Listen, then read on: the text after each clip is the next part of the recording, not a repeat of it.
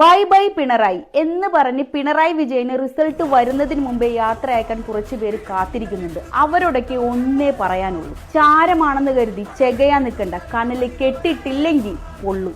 അതെ, പൊള്ളു. കാരണം നിങ്ങളുടെ എതിർപക്ഷത്ത് നിൽക്കുന്നത് പിണറായി വിജയനാണ്. അയാളെ അത്ര പെട്ടെന്നൊന്നും അവസാനിപ്പിക്കാൻ നിങ്ങളെ കൊണ്ടൊന്നും കഴിയില്ല. കേരളത്തിൽ വികസനം മാത്രമല്ല, ശക്തവും വ്യക്തവുമായിട്ടുള്ള നിലപാടുകൾ എടുത്ത മുഖ്യമന്ത്രിയാണ് പിണറായി വിജയൻ. വർഗീയ ഫാസിസ്റ്റ് ശക്തികൾക്കെതിരെ നട്ടെല്ല് വളയ്ക്കാതെ നിലപാടുകൾ പറയാൻ കഴിവുള്ള ഏക മുഖ്യമന്ത്രിയാണ് പിണറായി വിജയൻ.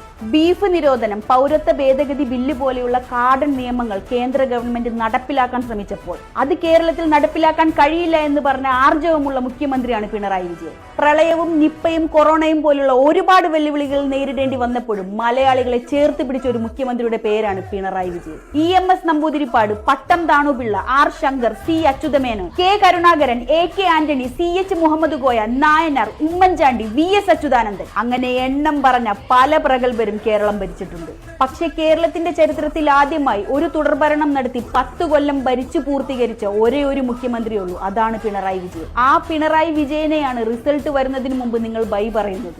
ആത്മവിശ്വാസമൊക്കെ നല്ലതാണ്, പക്ഷെ അത് അമിതമാകരുത്. അമിതമായാൽ കഴിഞ്ഞ 2016-ലും 2021-ലും കരഞ്ഞതുപോലെ കരയേണ്ടി വരും. ഇനി കേരളത്തിൽ നിന്ന് പിണറായി വിജയനെ ബൈ പറഞ്ഞു വിടണമെങ്കിൽ അത്രക്കും വലിയ ഭരണവിരുദ്ധ തരംഗം കേരളത്തിൽ അലയടിക്കണം.